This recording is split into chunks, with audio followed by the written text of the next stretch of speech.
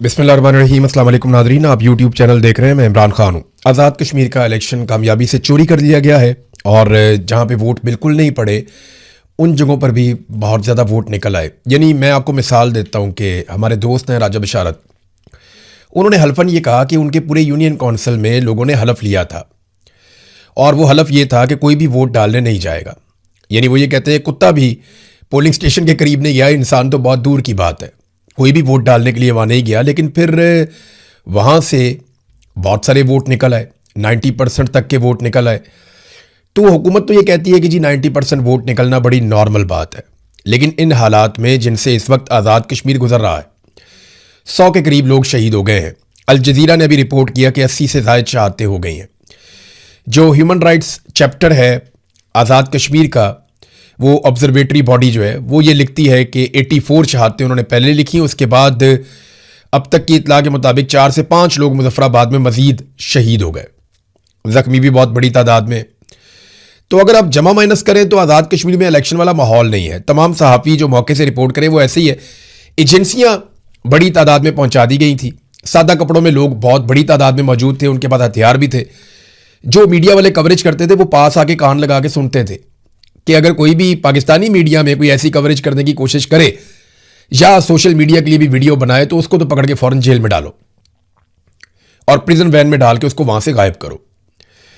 सुबह के वक्त जब वोटर्स नहीं मिल रहे थे तो बाकायदा मेरे पास वीडियोस मौजूद हैं, वहां मकामी लोगों ने मुझे भिजवाई कि एजेंसी वाले जो लोग सादा कपड़ों में आए थे उनको लाइन में खड़ा कर दिया और उनका कोई ताल्लुक ही नहीं है उस हल्के के साथ जहां पे उन्हें खड़ा कर दिया और उनकी वीडियो बना के दे दी मीडिया को, जनाब ये वीडियो आप चलाएं।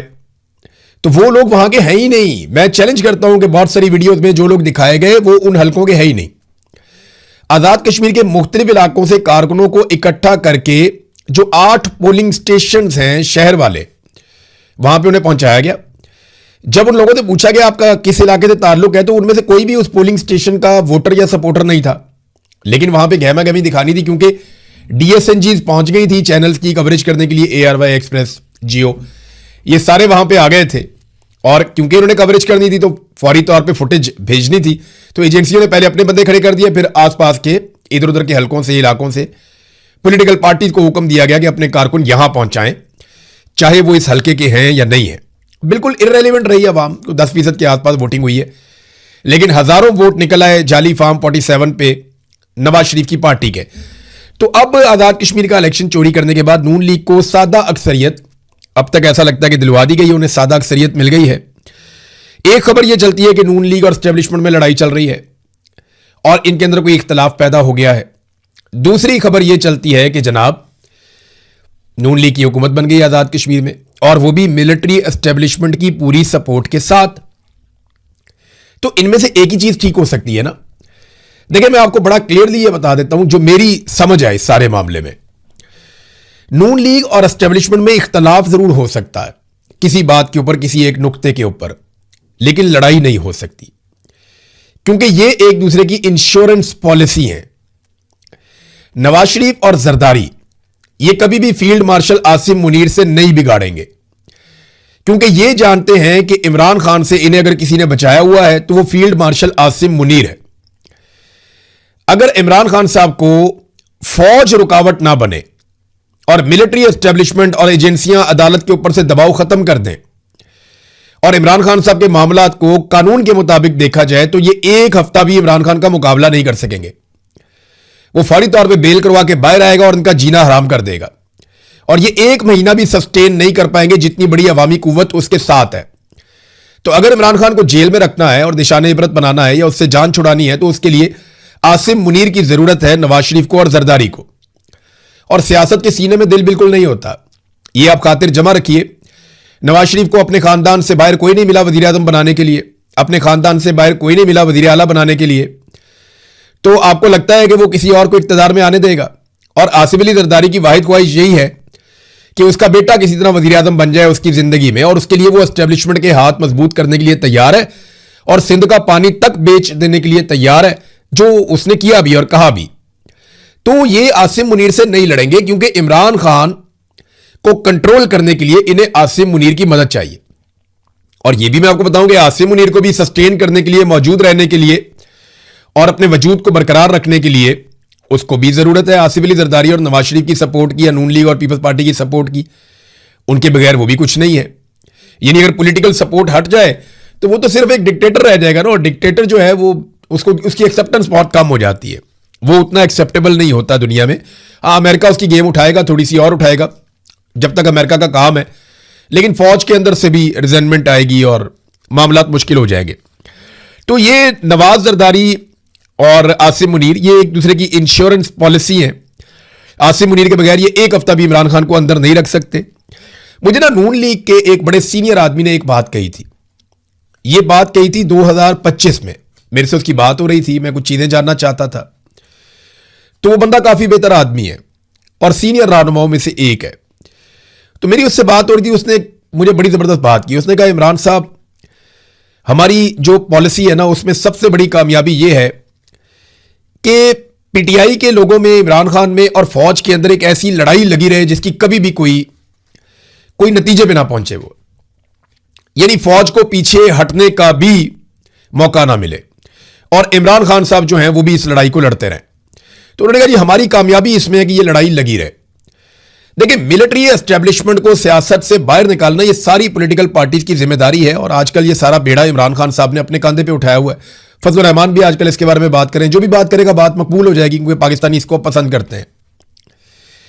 लेकिन कुछ लोग ऐसे हैं जो मां बहन की गंदी गाली भी दे देते हैं। कुछ लोग ऐसे हैं जो मां बहन की गंदी गाली देने के अलावा बहुत ही गलीज जबान भी इस्तेमाल कर लेते हैं, और ये हर पॉलिटिकल पार्टी के अंदर हैं। हर एक पॉलिटिकल पार्टी में आजकल नून लीग वाले जो हैं वो फौज को गंदी मां बहन की गालियां नहीं दे रहे या कोई इस किस्म का वो नहीं कर रहे, वो दूसरी तरफ दे रहे हैं। और कुछ जो है वो बाकी पॉलिटिकल पार्टीज के अंदर भी है। तो ये बड़े खुश होते हैं। पीएमएलएन ने मुझे कहा जी कुछ लोग हमारा एसेट हैं, और वो ऐसे हालात ही पैदा नहीं होने देते कि मिलिट्री एस्टेब्लिशमेंट इमरान खान से बात कर सके कि जनाब पाकिस्तान को आगे बढ़ाना है तो आप आ जाएं और आप जनाब कोई रास्ता निकालें। तो रास्ता इमरान खान ने पॉलिटिकल निकालना है कि तुम लोग बैरकों में वापस जाओ, हम मुल्क को चला लेंगे, पाकिस्तान को एक नए इलेक्शन की तरफ जाने दो। लेकिन आसिम मुनीर को एक बहाना चाहिए होता है हर दफा कि जनाब इनसे क्या बात करें, ये तो मां बहन की गालियां देते हैं। तो वो जो मां बहन की गालियां है ना वो उनको बहुत सपोर्ट करती है। आसिम मुनीर को भी, नून लीग को भी, और उनका जितना भी ग्रुप है उन्हें बहुत सपोर्ट करती है। वो बड़े खुश हैं। बल्कि उसने मुझे 2-4 लोगों के नाम लेकर बताया। उसने कहा जी कभी भी ये फौज और पाकिस्तान तहरीक इंसाफ की बात नहीं होने देंगे। अच्छा, बात करने में मेरी नजर में कोई हर्ज नहीं है। किसी को अगर आपने हटाना है गलत काम से तो आप उससे बात करके हटाएंगे ना, बंदूक से तो आप हटा नहीं सकते। यानी आप उसको यही कहेंगे ना, भाई हटो, ये तुम्हारा काम ही नहीं है करने वाला, तुम जाओ अपनी बैरकों में अपने काम पे जाओ, हमें हमारा काम करने दो। तो आप बात करके ही हटाएंगे ना। लेकिन वो बात की नौबत भी नहीं आती जब इस किस्म के उनको मिल जाते हैं लोग। बहरहाल ये उसकी राय थी और मैंने आपके सामने रख ली। बात तो लॉजिकल लगती है। अब नाजरीन, एक चीज और मैं आपके साथ शेयर करता हूं कि ये टर्नआउट जो है आजाद कश्मीर का, ये इतना ज्यादा कैसे हो जाता है ये समझ ही नहीं आती। अल जजीरा रिपोर्ट कर रहा है, बाकी आलमी मीडिया रिपोर्ट कर रहा है कि आजाद कश्मीर में लोगों ने बाइकआउट किया और वो वोट नहीं डालना चाहते। लेकिन इसके बावजूद जनाब फॉर्म 47 जारी हुए और उसके मुताबिक नून लीग को जितवाया गया। देखिए, एस्टेब्लिशमेंट को लगता क्या है, ये जो वहां इस वक्त सेक्टर कमांडर है या जो पूरा एक ऑपरेटर्स काम कर रहा है एजेंसियों का, या आप मिलिट्री एस्टेब्लिशमेंट का कह लें, उनके दिमाग में यह है कि जैसे ही आजाद कश्मीर में एक नई हुकूमत बन जाएगी तो मामला टल जाएगा, लंबे अरसे के लिए टल जाएगा और हम आजाद कश्मीर पे अपना कंट्रोल मुकम्मल कर लेंगे और मजबूत कर लेंगे। उन्हें यह लगता है। लेकिन क्या यह हो सकता है? इसका जवाब है यह नहीं हो सकता। वो क्यों? 8 फरवरी 2024 को पाकिस्तान की पूरी मिलिट्री एस्टेब्लिशमेंट यह समझती थी कि अगर एक मरतबा ये इलेक्शन हो गए और इनके नताइज आ गए और फिर एक नई हुकूमत बन गई तो फिर मामला हल हो जाएगा, फिर चीजें कंट्रोल में आ जाएंगी। लेकिन आप ये देखिए कि अब जो मिलिट्री एस्टेब्लिशमेंट का सबसे बड़ा माउथ पीस है, जो सबसे बड़ा उनका तोता है, वो खुद बोल रहा है, मोहसिन नकवी, कि जनाब निजाम पूरा का पूरा कोलैप्स कर गया है। कोलैप्सिए बेचारे जो हैं, कोलैप्सिए वो लोग हैं जिनको निजाम बनाकर दिया गया था, नवाज शरीफ, जरदारी, ये तजर्बाकार सारे जो कहते थे हम बहुत तजर्बाकार हैं, पाकिस्तान को जमीन से आसमान पर ले जाएंगे, यहां से ये मुल्क ऊंची उड़ान की तरफ जाएगा। हमने जनाब उड़ान पाकिस्तान लेकर आ गए, SIFC लेकर आ गए, बहुत सारा कुछ। तो ये जितने भी लोग थे जो बड़े बड़े दावे करते थे, ये सारे कोलैप्सिए हैं। ये पाकिस्तान के कोलैप्स करने में या निजाम के कोलैप्स करने में इन्होंने अपना पूरा रोल प्ले किया। निजाम तो चल ही नहीं रहा ना, निजाम खड़ा हुआ किस चीज पे, उसकी बुनियाद किस चीज पे? एक जाली इलेक्शन के ऊपर, एक 2 नंबर इलेक्शन के ऊपर, एक ऐसे आर्मी चीफ के ऊपर जिसके पास इस्तिस्ना भी है और एक्सटेंशन भी है। और ये शरीयत के लिहाज से या आइन के नुक्ता नजर से ये दोनों चीजें गलत हैं। एक जाली अदलिया के ऊपर निजाम खड़ा किया गया, एक ऐसी अदलिया के ऊपर जिसका पहले वजूद ही नहीं था। आपने जाली असेंबली बनाई, उससे जाली तरामीम की, आपने आइन के अंदर डाका मारा और आपने नई अदालतें बना ली अपनी मर्जी की। तो पूरा निजाम ये गलत बुनियाद के ऊपर खड़ा हुआ है। तो जब आप बुनियाद गलत डालेंगे ना तो इमारत पूरी की पूरी कोलैप्स करेगी। इसी तरह आजाद कश्मीर में गलत बुनियाद रख दी गई है। यह निजाम चलना नहीं है वहां पे। जो कोलैप्सियों का तजर्बा पाकिस्तान में हुआ ना वही आजाद कश्मीर में भी होगा। ये आप लिख के महफूज करके अपने पास रख लें, वैसा ही होगा जैसा पाकिस्तान में हुआ। अच्छा, नून लीग के लोग जो है ना वो तारीफें कर रहे थे, नारे लगा रहे थे, खुशियां मना रहे थे। तो मरियम औरंगजेब की एक वीडियो आई मेरे पास, मैं वो देख रहा था। मरियम औरंगजेब आप जानते हैं, साबिक इंफॉर्मेशन मिनिस्टर थी, मरियम नवाज की बहुत खास है। तो मरियम नवाज पाक फौज के नारे लगाना शुरू हो गई इस सारे माहौल में। अब आप जरा सोचें कि इलेक्शन हो रहा है, पॉलिटिकल पार्टीज आपस में इलेक्शन लड़ रही हैं, सबसे बड़ी पॉलिटिकल पार्टीज ने बाइकआउट किया हुआ है। ज्वाइंट अवामी एक्शन कमेटी जिसके साथ सारा आजाद कश्मीर बड़ी तादाद में खड़ा है, उसने भी बाइकआउट किया हुआ है और वो पाक फौज जिंदाबाद के नारे लगा रही है इलेक्शन जीतने के बाद। फौज को यह बात सोचनी चाहिए बतौर इदारा कि आसिम मुनीर की कार्रवाइयों की वजह से यह फौज अब ऐसा लगना शुरू हो गया है सिर्फ नून लीग की फौज है। ये जमात इस्लामी की नहीं है, तहरीक इंसाफ की नहीं है, ये पीपल्स पार्टी की नहीं है, ये एएनपी की नहीं है, ये एमक्यूएम की नहीं है। एमक्यूएम तो खुद फौज की है, यानी वो तो हमेशा मिलिट्री एस्टेब्लिशमेंट के साथ चलते हैं, कुछ और जमातें भी। तो ये क्या फौज सिर्फ पंजाब की एक जीटी रोड की पॉलिटिकल पार्टी है जिसका नाम है नून लीग? तो फौज उन्होंने खरीद ली है या कब्जा कर लिया उन्होंने फौज के ऊपर। वो पाक फौज जिंदाबाद के नारे लगा रही है। भाई तुम नवाज शरीफ का नारा लगाओ, अपना बयानिया फैलाओ, यानी पंजाब पुलिस जिंदाबाद का नारा आप क्यों नहीं लगाते? वो भी तो एक इदारा है ना, वजारत दाखिला के मातहत एक इदारा है पाक फौज, आप उसके नारे क्यों लगा रहे हैं? इलेक्शन में उनका क्या किरदार है? तो सादी बात यह है कि जहां से इनको वोट पड़ता है ना, ये वही नारे लगाते हैं। जो अवाम का वोट देते हैं वो अवाम का शुक्रिया अदा करते हैं। जो मिलिट्री एस्टेब्लिशमेंट के जरिए से सेलेक्ट होकर आते हैं वो फिर वही नारे लगाते हैं जो वो चाहते हैं। इसमें मैं फौज के लिए कोई बुरा नहीं बोल रहा, लेकिन मैं ये कह रहा हूं कि इस तरह फौज मुतनाज़ होती है। इस तरह के तनाज़ात से इदारों को अपने आप को बाहर रखना चाहिए। मजीद मुतनाज़े और गंदे होते चले जाएंगे और ये लोग आपको गंदा करेंगे। याद रखिएगा, इसका थोड़ा सा आपने झलक आजकल में आपने देखी है। 28वीं आईनी तरमीम में आसिम मुनीर साहब कुछ बहुत सारी नई चीजें करना चाहते हैं, नवाज शरीफ और जरदारी नहीं चाहते कि वो चीजें हों। तो इसके लिए आपने देखा पहले फजल रहमान लॉन्च हुए, फिर फजल रहमान पे कोई मुकदमा भी नहीं हुआ, कोशिश की गई मुकदमा हो जाए लेकिन नहीं हुआ।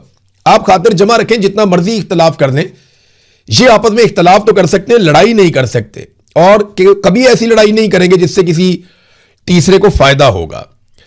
देखिए, इसमें ख्वाजा आसिफ की बेबसी का आप अंदाजा करें, ये स्टेटमेंट है बड़ा इंटरेस्टिंग ख्वाजा आसिफ का। वो एक प्रोग्राम में कहते हैं कि मोहसिन नकवी ताकतवर तरीन वजीर है। शहजाद इकबाल साहब का प्रोग्राम था। कई मामलात में वजीर आजम को भी जवाबदेह नहीं होते मोहसिन नकवी, इतने ताकतवर वजीर हैं। काबीना इजलास में सिर्फ 2-3 बार उन्हें देखा है, पार्लियामेंट में 7-8 बार आए होंगे। अगर मोहसिन नकवी कह रहे हैं कि सिस्टम नाकाम हो चुका तो फिर हमें घर चले जाना चाहिए। कैसी बेबसी का इजहार कर रहा है वजीर दिफा आपका। अच्छा, ये वजीर दिफा है, इसके अंडर में एक सेक्रेटरी दिफा है और उसके अंडर में एक आर्मी चीफ है। आप अंदाजा करें कि वो आर्मी चीफ का जो अजीज है वो वजीर दिफा का जो बॉस है उसका बॉस बना हुआ है, यानी वजीर आजम से भी तकड़ा है। तो यहां जिसकी लाठी उसकी भैंस, ये वाला निजाम चल रहा है। ये मुल्क किसी किताब के साथ, किसी उसूल के साथ, किसी ज़ाब्ते के साथ, किसी आइन के साथ ये नहीं चल रहा, किसी कायदे कानून के साथ नहीं चल रहा, ये डंडे के साथ चल रहा है। जिसके बाद डंडा पैसा है, इख्तियार है, उसकी मर्जी है। वो देखा ना आपने, जज के बच्चे ने, जज आसिफ, उसके बच्चे ने 2 लड़कियों को गाड़ी के नीचे देकर मारा, कत्ल किया 2 लड़कियों को, नौजवान लड़कियों को गाड़ी के नीचे देकर मारा। गाड़ी भी इलीगल, नॉन कस्टम, लाइसेंस भी नहीं उसके पास, और वो माइनर था, उसने जाकर मारा। उसके बाप पे पर्चा होता, उसके बाप को इस्तीफा देना पड़ता, ये सारा कुछ होना चाहिए था। हुआ क्या? वो बच्चा 3-4 दिन में अपने घर चला गया और वो खून भी माफ हो गया, एजेंसियां पड़ गई, सारे आ गए, जिसकी लाठी उसकी भैंस, सब मिले हुए। अब वो जज कभी भी इंसाफ कर सकेगा? जब कभी एक कोई मिलिट्री एस्टेब्लिशमेंट से फोन जाएगा तो जज वही करेगा जो उसको कहा जाएगा। अब इमरान खान साहब ना कुछ बातें ऐसी कर गए हैं जो एग्जैक्टली वही हम पाकिस्तान में होता हुआ देख रहे हैं और लगातार होता हुआ देख रहे हैं। जो इमरान खान के स्टेटमेंट है ना, वो एक एक करके सारे सच साबित हो रहे हैं। जर्नैलों के बारे में इमरान खान ने एक बात की थी, ये सिस्टम कोलैप्स इसलिए कर गया कि इसको जर्नैलों ने बनाया था। उनके दिमाग लड़ने के लिए ट्रेंड है, हमला करने के लिए ट्रेंड है, या हमला रोकने के लिए ट्रेंड है। वो मुल्क चलाने के लिए ट्रेंड ही नहीं है उनके दिमाग, उनकी वो ट्रेनिंग ही नहीं है। वो हर वक्त मारो, मर जाओ, कत्ल करो, ये वो इसी मोड में रहते हैं।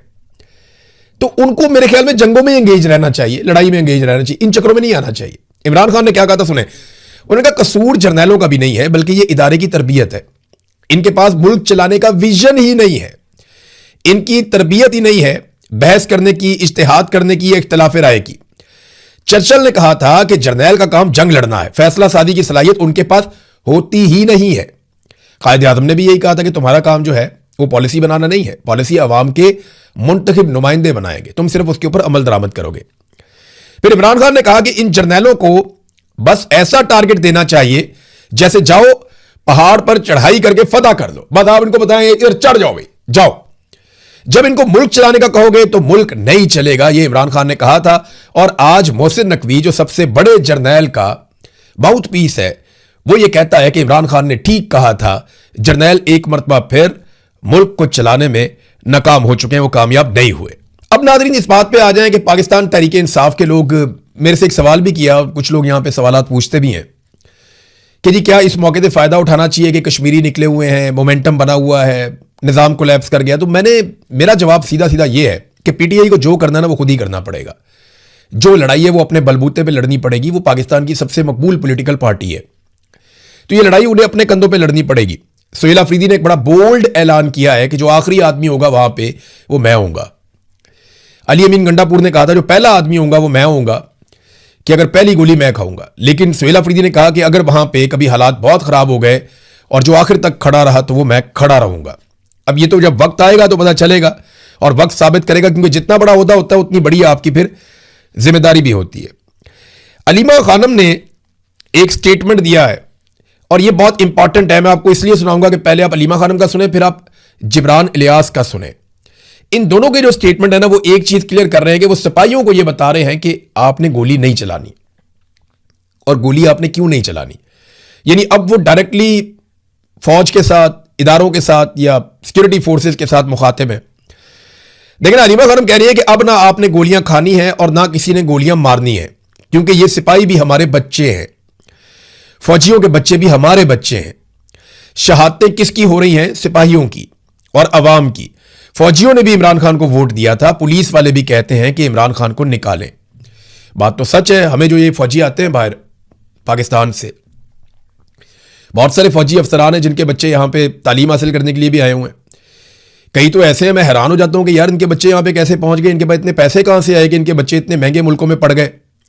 कईयों का मुझे आइडिया, वो फैमिली बैकग्राउंड होता है, तेज होता है, पैसे पहले से होते हैं कईयों के पास, और कई ऐसे हैं जिनके बच्चे स्कॉलरशिप्स पे भी आ जाते हैं। तो अलग अलग तरह के हैं ना। तो ये जो फौजी मिलते हैं ना हमें भी, वो यही कहते हैं कि सर बहुत गलत हो रहा है। कोई एक बंदा आज तक नहीं मिला जो कह रहा हो कि निज़ाम ठीक चल रहा है या चीज़ें ठीक चल रही है। अब इसमें ये सोच तो मौजूद है, पूरे इदारे में मौजूद है। ये तो ऊपर के लोग हैं जिन्होंने सबको ये रकमाल बना के सबको गंदे काम पे लगाया हुआ, और सारे गंदा काम कर रहे हैं। अब ये मैं आपको ये भी बात क्लियर कर दूं कि जो आपको जूते मारता है या जो आपको डंडे मारता है या आपको गोली चलाता है, वो आसिम मुनीर डायरेक्ट आके नहीं चलाता, या डीजीआई से ही डायरेक्ट आके नहीं चलाता। वो नीचे एक मेजर खड़ा हुआ होता है, उसके साथ एक टीम बनी हुई होती है, मारो जी इनको, मारते हैं, मारो इनको, मारते हैं, हुक्म फॉलो करते हैं। अब उनको मुखातिब कर रही हैं अलीमा खानम। और जिब्रान इलियास ने क्या लिखा, जिब्रान इलियास साहब के यहां पे 8 नुकात हैं जो उन्होंने फौजी जवानों से कहा। उन्होंने कहा जी अल्लाह की फौज के साथ 7 लाख सिपाहियों से मैं कुछ सवालात करना चाहता हूं। पहला सवाल है, जब आप अपने मुसलमान भाई और अपने ही मुल्क के शहरियों पर गोली चलाते हैं, आपको महसूस नहीं होता कि कितना बड़ा गुनाह आप कर रहे हैं और आप दुनिया और आखिरत दोनों में रुसवा हो सकते हैं? और अगला सवाल है खामोश तमाशाइयों के लिए, क्या आप अपने बड़ों से सवाल करते हैं कि आखिर अपने शहरियों को क्यों मारना पड़ रहा है और इसकी नौबत क्यों आई है? नंबर 3, क्या आप अपने बच्चों को कत्ल की रोजी खिलाकर फख्र महसूस करते हैं? आप टीम कत्लेआम नहीं है, यह भी आप बोलिए। नंबर 4, आपके घर वाले मुतमईन है आपकी इस नौकरी से जिससे किसी की मां की गोद उजड़ जाती है और किसी खानदान का कीमती शख्स अपने बच्चों से, अपने वालिदैन से हमेशा के लिए दूर हो जाता है? आपके बच्चे शायद अच्छी तालीम हासिल कर जाएं और आपके वालिदैन अच्छे अस्पताल में अपना इलाज करवा सकें, मगर यह इंतहाई खुद गर्ज फैसला है आपका और आपकी पूरी फैमिली का, कि अगर किसी और की गोदें आप उजाड़ रहे हैं तो। नंबर 5, पिछले 4 साल में कितनी बार ख्याल आया कि सवाल पूछें कत्लेआम करने वाले बड़ों से? हमने सुना था फीडबैक ली जाती है इदारे के अंदर और मेरिट पर फैसले होते हैं। पिछले 4 सालों में जितना जुल्म हुआ है वो किस तरह पाकिस्तान के हक में हो सकता है? बरकत ही उठ गई है मुल्क से, हर तरफ बर्बादी बर्बादी नजर आ रही है। छठा सवाल उन्होंने यह किया कि जब यह जुल्म का जमाना खत्म होगा और आप लोगों में जाएंगे तो अपनी क्या शनाख्त करवाएंगे, और जब वो पूछेंगे कि आपने किस तरह आवाज उठाई जुल्म के खिलाफ, तो क्या कोई जवाब होगा आपके पास? हम ये पूछते हैं। वैसे मुझे जब कोई फौजी मिलता है वो अफसोस का इजहार करता है तो मैं कहता हूं इसके बदले में आपने क्या किया? तो वो कहते हैं हम मजबूर हैं। ये आप तब तक कह सकते हैं जब तक ये निजाम कायम है, उसके बाद आप नहीं कह पाएंगे। लोग आपके ऊपर, लोग हंसेंगे आपके ऊपर, वो इसलिए कि लोग मजबूर नहीं, लोग निकलते हैं। हर बंदा बताएगा मैं निकला था, मैंने ये किया, मेरी ये कुर्बानी है, और आप नहीं बता पाएंगे कि आपकी क्या कुर्बानी है। आप सिर्फ अपनी मजबूरी गिनवाएंगे, और मजबूरी जो है उसका नाम शुक्रिया, बस कुछ भी नहीं। फिर जब आपके बच्चे बड़े होंगे तो वो किस तरह आप पर फख्र करेंगे, और क्या वो अपनी शनाख्त में आपका जिक्र करेंगे? याया खान के बच्चे कहां हैं आज? बताएं ना। मुशर्रफ के बच्चे कहां हैं आज? बताएं। जो जो जालिमीन है उनके बच्चे बताएं किधर हैं? डी चौक, मुरीद के, रावला कोट और दीगर इलाकों के शोहदा जिनको अल्लाह की फौज के सिपाहियों ने गोलियां मारकर शहीद किया, आपके ख्वाब में आकर आपसे सवाल पूछेंगे तो आप उन्हें क्या जवाब देंगे? फिर उन्होंने कहा फौरी तौर पे आप तौबा कर लें। ये बड़ा सख्त एक ट्वीट लिखा जिब्रान इलियास ने, लेकिन ये वो सवाल आते हैं जो हर पाकिस्तानी पूछता है। नाज़रीन, एक और बड़ा ही अफसोसनाक वाकया हुआ, बड़ी तकलीफ दे ये स्टोरी है। ये वाकया स्वात में हुआ है, कबल में। वहां पे अमन पासून का एक जरगा जारी था और उस पर खुदकुश हमला हो गया, एक धमाका हो गया वहां पे। और जो कबल में धमाका हुआ, मेरी वहां को जर्नलिस्ट ने उनसे बात हुई तो उसमें काफ़ी ज़्यादा शहादतें हुई, पुलिस वालों की भी। पुलिस वालों को बताया जा रहा है 5 से 6 पुलिस वाले शहीद हो गए और 15 के करीब टोटल लोग जो है वहां पे शहीद हुए हैं। अब ये एक बड़ा इंसिडेंट है दहशतगर्दी का, बहुत सारे लोग जख्मी भी हुए और एक क़यामत खेज मनाजिर से बहुत तकलीफ हुई। वो मनाजिर देख के मैं आपको दिखा भी नहीं सकता। अब ये धमाका उस वक्त होता है जब मुराद सईद सवाल उठाता है और मुराद सईद के इलाके में एक अमन पासून का प्रोग्राम होता है, जरगा होता है, और उसी के अंदर धमाका हो जाता है। तो मुराद सईद ने इसके ऊपर एक सवाल उठाया DGISPR से। उन्होंने कहा DGISPR साहब, ये पहली मर्तबा नहीं हुआ कि मैंने सवाल आपसे उठाया और जवाब मुझे दूसरी जानिब यानी दहशतगर्दों से मिला हो। अप्रैल 2023 में भी यूं ही आप पर सवाल उठाने का जवाब मुझे मेरे गांव में मेरे लोगों का लहूलुहान करके दिया गया था, और आज फिर कबल सवात में होने वाले अमन पासून पर हमले और अमन का सफेद झंडा लेकर निकलने वाले हमारे मासूम शहरियों को लहूलुहान किया गया है। यानी मुराद सईद ये कह रहे हैं कि दहशतगर्दों को क्योंकि फौज लेकर आई है और पॉलिसी के तहत लेकर आई है और हम रोकते रहे और ये लाते रहे हैं, तो वो आज भी इनके लिए काम कर रहे हैं। हम जब भी फौज से सवाल पूछते हैं दहशतगर्द हमारे ऊपर हमला कर देते हैं।